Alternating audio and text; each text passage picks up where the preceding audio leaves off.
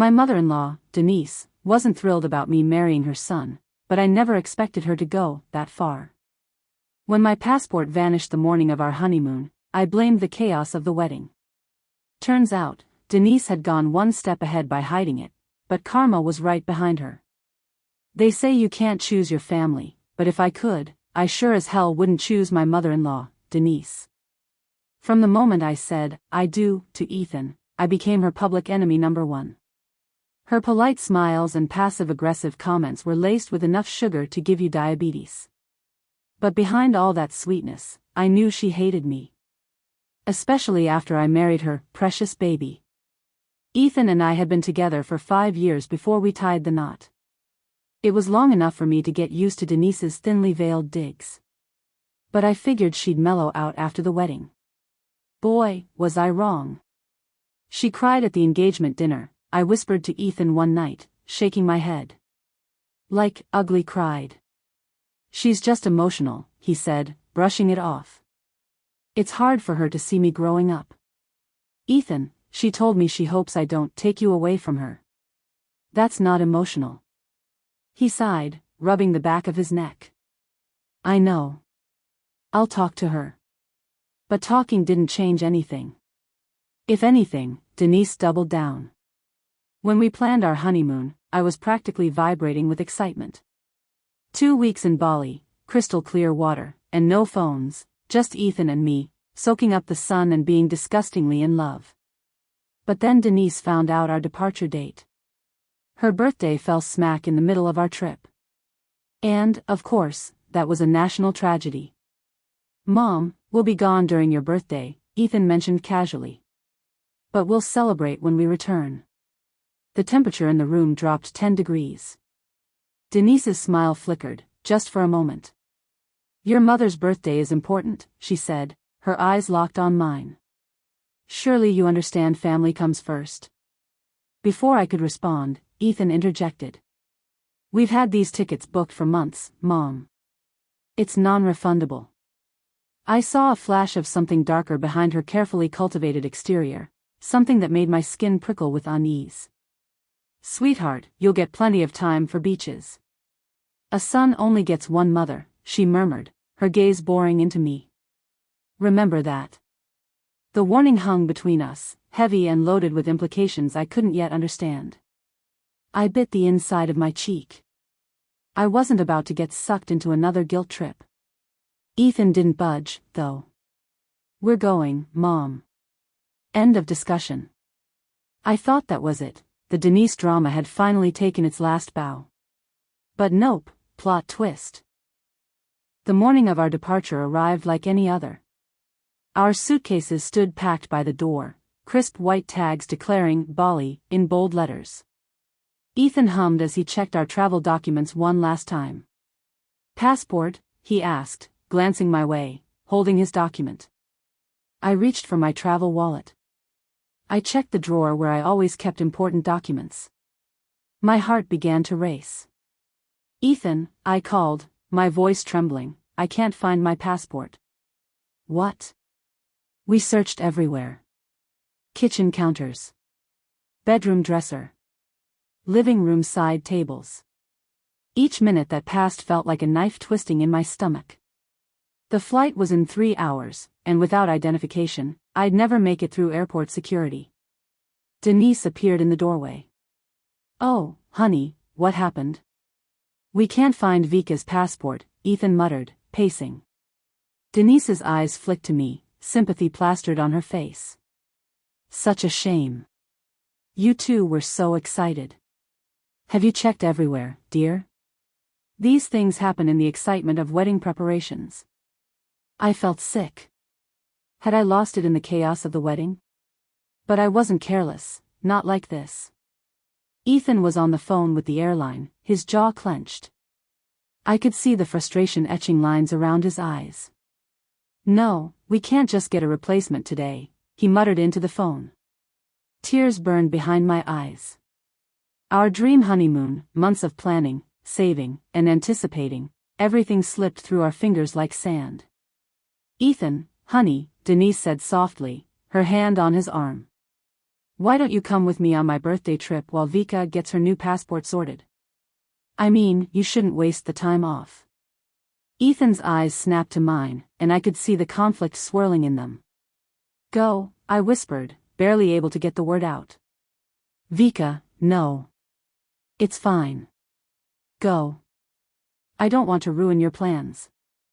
I don't want to leave you. I forced a smile, but it felt like my face was cracking. Just, go. I'll start packing. Denise chirped, looking positively gleeful. I sat on the couch, numb, watching Denise load her bags into the car trunk. I fought back the tears, but the moment the car pulled away, taking months of my dream planning with it, I couldn't hold them back anymore. An hour passed. Then my phone rang. It was Ethan. You're not going to believe what just happened, he said, sounding alarmed. What? Mom's at the airport security. And you won't believe why. The story spilled out in breathless fragments. At the airport security checkpoint, TSA agents had pulled Denise aside. It turned out, something was wrong with her passport. When they began searching her bag, Ethan noticed something familiar. Wait a second, he'd said to the security officer, pulling out a small blue booklet. This is my wife's passport. I could hear the tremor in his voice when he recounted it all. She took it, Vika. She actually took your passport to keep us from going on our honeymoon. What? I gasped. Are you serious? Dead serious. She's being interrogated right now. They think she was trying to commit identity fraud. In the background, I could hear Denise pleading with someone. Her normally composed tone was replaced by panic.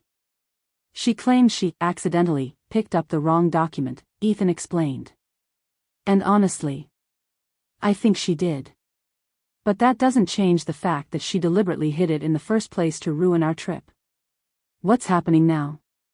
Security's taking her to a back room. I'm not helping her. She tried to sabotage our honeymoon. She dropped the axe on her own foot. I could hear the hurt in his voice, not just anger, but a profound disappointment in his mother's actions. The officer asked if I wanted to press charges. Can you believe that? A moment of silence stretched between us. Pack your bags, he finally said. We're leaving tonight. Our honeymoon isn't cancelled, it's just delayed. A small smile tugged at my lips as I realized something profound. Love isn't about blood. It's about choosing each other, standing together against anyone who might try to tear you apart. The airport cafe buzzed with travelers, but all I could hear was Ethan's voice. I can't believe she would do this, he said, stirring his coffee with more force than necessary. All these years, I thought she just struggled with letting go. I reached across the table, touching his hand. Tell me everything. Ethan's eyes darkened. When security pulled her aside, she started crying. Not real tears, those manipulative ones she's always used. What did she say? First, she tried to play the victim. Said she was just worried about me and wanted to spend time together. Can you believe that? And the officer? He was not impressed, Ethan chuckled bitterly. He asked her to explain why she had your passport. Her story kept changing. What broke her? I asked. Ethan's laugh was sharp. When the officer asked if she understood the legal implications of identity theft, she went white. She kept mumbling about just wanting to be close to her son. And you? I squeezed his hand. I told the officer everything. How she's always been possessive. How she tried to manipulate our wedding plans. Our entire relationship. Were you angry? Disappointed, he corrected. I watched my mother try to destroy my marriage. And for what? Because she can't accept that I'm an adult who loves his wife? I saw the pain behind his words. This wasn't just about a stolen passport. This was about a lifetime of emotional manipulation finally coming to light. We're still going to Bali, he said firmly. Nothing, not her, not anyone, is stopping our honeymoon. The resort's balcony overlooked crystal clear waters. Ethan stood beside me, leaning against the railing, a cocktail forgotten in his hand. Do you want to talk about it? I asked softly. About my mom? About everything. Ethan sighed. I've always known she was possessive. But this? This was a new level. Tell me about growing up with her. His laugh was bitter. She'd call me her baby well into my 20s. Always check my phone. Question every girlfriend. When we got engaged, she cried for days. Not happy tears? Definitely not, he said. More like funeral tears. As if I was dying instead of starting a new chapter. Remember how she kept saying, I hope she doesn't take you away from me? Ethan shook his head. I thought it was just her being dramatic. Now I see it was a warning. What happens next? We live, he said. We enjoy our honeymoon. We build our life, on our terms. The ocean waves crashed below, a rhythmic reminder of life's constant motion. Happy honeymoon. I whispered. Ethan pulled me close. Happy us. On the last day of our honeymoon, the phone rang. Ethan's hand hovered over it, hesitation etched across his face. It's her, he said flatly. I watched him, waiting. Should I answer? He asked, looking at me. That's your decision, I responded carefully. He took a deep breath and pressed the speaker button. Hello, Mom. Silence crackled for a moment. Then, Denise's voice, softer than I'd ever heard, filled the silence. Sweetheart, we need to talk. About what? About what happened at the airport. About us. What is there to talk about? You stole my wife's passport. You tried to sabotage our honeymoon. I was just. Just what? Just trying to control my life? Just trying to keep me from being happy? Denise's voice trembled. I love you. I've always loved you. Love isn't possession, Mom. Love isn't manipulation. I could hear her breathing, ragged and desperate. I don't want to lose you. You're losing me right now, by not understanding boundaries. Can we meet? She pleaded. Just to talk. Ethan looked at me, and I gave a small nod. Fine. But on my terms. No games. After he hung up, silence filled the room. Are you okay? I asked. I'm setting myself free. We're okay, I whispered. Ethan pulled me close. We're more than okay. We're us. Outside, the world continued. But inside our room, something had shifted. A line had been drawn, a boundary was established, and healing had begun. Write in the comments what you think about the heroes of our story and subscribe to our channel.